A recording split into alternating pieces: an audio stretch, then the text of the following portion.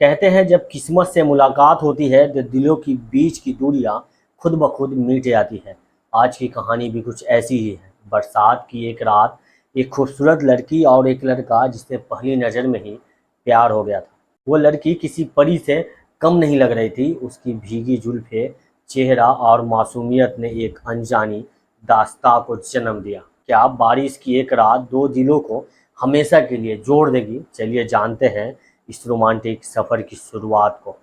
आगे बढ़ने से पहले आपसे एक ही रिक्वेस्ट, आपने हमारे channel story by UK sunlight को सब्सक्राइब नहीं किया है तो कर लीजिए। उसकी एक नज़र ने ही अमित को दीवाना बना दिया था। वह बला की खूबसूरत लग रही थी। बारिश में भीगी हुई बारिश के पानी ने उसे सर से पाँव तक भिगो दिया था। उसके गालों पर लिपटी उसकी जुल्फें किसी को भी दीवाना बनाने के लिए काफ़ी थी। आज सच में सभी अप्सराएं एक ही मूर्ति में समा गई थी। आज के पहले बहुत से चेहरे देखे, लेकिन किसी में भी इतनी कशिश नहीं देखी थी। आज सच में धन्यवाद करने का मन कर रहा था उस रोड लाइट का जिसकी मेहरबानी से उनका दीदार हो पा रहा था। वह परेशान थी कि उसकी स्कूटी स्टार्ट नहीं हो रही थी। बारिश में भीगी हुई अपनी जुल्फों को जब अपने गालों से हटाती तो उसके गालों का दीदार होता। फिर पानी की एक बूंद उसके गोरे गालों से जो टपकती किसी ऋषि मुनि का तपस्या भंग करने के लिए काफ़ी थी। मन इस बारिश का भी शुक्रिया अदा कर रहा था जिसके कारण आज जन्नत के दर्शन जमी पर हो रहे थे। सभी बारिश में रुके थे, मुझे आज भीगने का मन था जिसके कारण आज इस खूबसूरत लम्हे का दीदार कर पाया। और कहते हैं ना कि कभी अपने मन का भी कर लेनी चाहिए। मैंने कहा, मैं कुछ हेल्प करूं क्या? उसने पलट कर देखा। उसे इस बात का ख्याल ही नहीं था कि इस कमाल के हुस्न का दीदार कोई बहुत देर से कर रहा है। वह तो अपनी स्कूटी स्टार्ट करने में लगी थी। वह थोड़ी दूर हटी, मैंने एक किक मारी और उसकी स्कूटी स्टार्ट हो गई। उसने कहा, आप मैकेनिक हैं? मैंने कहा, नहीं, बहुत जल्दी में भी कभी कभी गाड़ी स्टार्ट नहीं होती। वह स्कूटी पर बैठ गई, अपना हाथ बढ़ाया, परी नाम है मेरा। फिर मैंने कहा, मेरा नाम अमित। उसका हाथ छोड़ने का मन नहीं कर रहा था, लेकिन हीरो से जीरो नहीं बनना चाहता था, इसलिए परी के कोमल हाथों को छोड़ दिया। परी ने बाय बोला और चली गई। उसे देखता रहा जहाँ तक वह दिखी मुझे।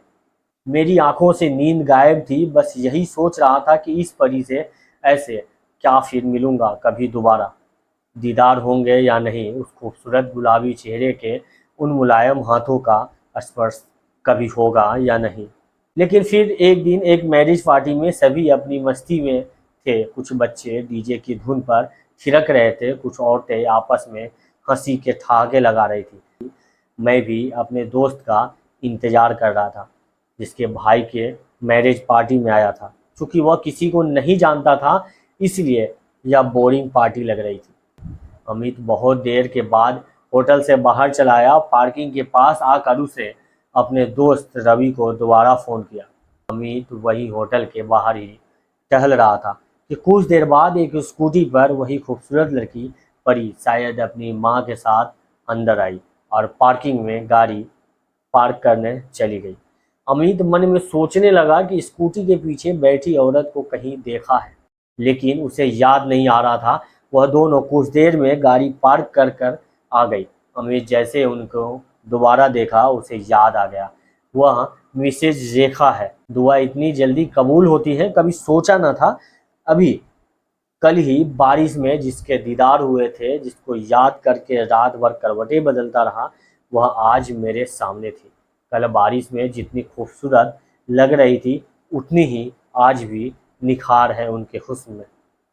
फर्क बस इतना था कि बारिश के कारण जो रेशमी जुल्फें उसके गालों से चिपक रही थी, वही आज हवा में लहराकर उसके गालों को चूम रही थी। खुदा ने बहुत ही फुर्सत से तेरे हुस्न को तराशा है, काश तेरे हथेलियों पर मेरा नाम लिखा हो। तभी वह परी के माँ रेखा से आमने सामने हो जाते हैं। तभी रेखा बोलती है, कैसे हो अमित? रेखा अमित को पहचान गई थी। अमित, ठीक हूँ, आप कैसी हो?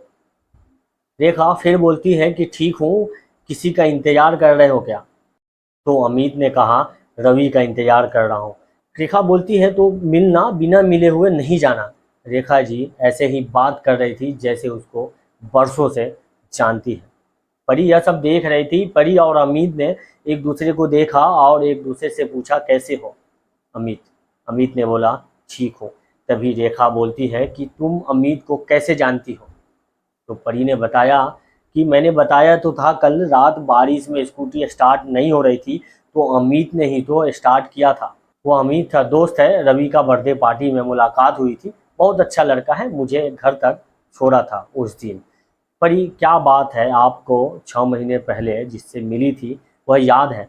बात करते करते दोनों होटल में के अंदर पहुंच गए। इधर रवि भी 15 मिनट में ही होटल में आ गया। अपने बड़े भाई और भाभी से मिला रहे थे। नए जोड़ों से मिलने के लिए सब बेकरार थे। दुल्हन से मिलकर बहुत खुश थे। रवि ने भी अपने बाकी मित्रों से अमित का परिचय कराया। पार्टी को सब एंजॉय कर रहे थे। अमित फोन पर किसी से बात कर रहा था। उसे लगा कोई उसके पीछे खड़ा है। अमित ने फोन काट दिया। अमित की निगाहें परी को एकटक देखे जा रही थी। परी आवाज देती है कि अमित, तो अमित भूत की तरह खड़ा था। परी ने दोबारा पुकारा, अमित, फिर भी एकटक उसे देखे जा रहा था, जैसे उसके कानों तक परी की आवाज पहुंच ही नहीं रही है। 3-4 आवाज देने के बाद भी जब वह ऐसे ही भूत बना रहा तो इस बार परी ने उसका हाथ पकड़कर पूरा झकझोर दिया। अमित, कहाँ खोए हो? अमित बात को टालते हुए कैसे कहे कि तुम्हारे ख्वाबों में खोया हो। अमित बोला कि मैंने सोचा नहीं था कि तुम ऐसे मिल जाओगे, फिर तुम ऐसे आकर मुझसे बात करोगे। अभी जब तुम सामने आकर खड़ी हुई तो मैंने सोचा यह मेरी कल्पना है। मैंने तुमको देखे जा रहा था। परी अपनी तारीफ सुनकर मन ही मन बहुत खुश हो रही थी। परी कहती है, कल मैंने नोटिस किया, कल भी तुम बहुत ध्यान से देख रहे थे। मेरी मदद के लिए रुके थे या फिर ऐसे ही? फिर अमित बोलता है, मदद के लिए ही रुका था, लेकिन तुम्हारे हुस्न का दीदार करने से अपने आप को रोक नहीं सका। बारिश में तुम बहुत हसीन लग रही थी।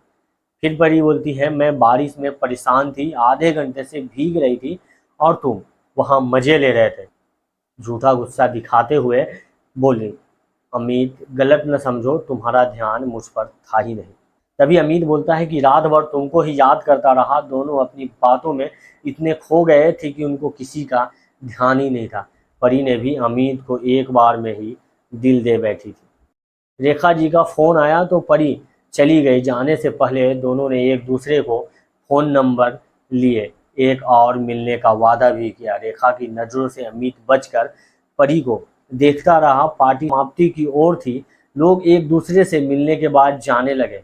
अब अमित भी जाने को सोच रहा था कि पीछे से आवाज़ आई। अमित ने मुड़कर देखा। रेखा जी अपने परी के साथ थी। रेखा जी, अमित, खाना खा लिए? अमित बोलता है, जी। रेखा फिर बोलती है, पूरी पार्टी खत्म हो गई, तुम मिले ही नहीं। मैंने तुमको ढूंढा लेकिन तुम नहीं दिखे।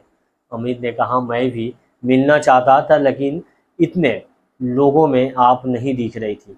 वह झूठ बोल रहा था, वह तो परी के साथ ही था। रेखा जी बोलती हैं कि कभी घर पर आ जाया करो अमित।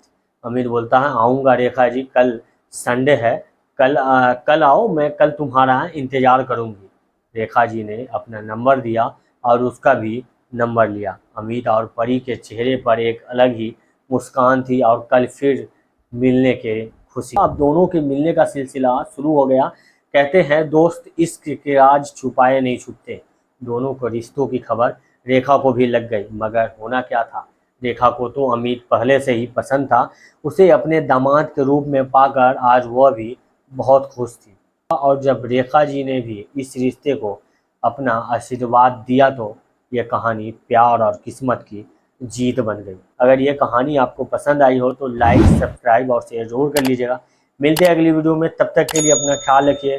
थैंक यू, बाय, जय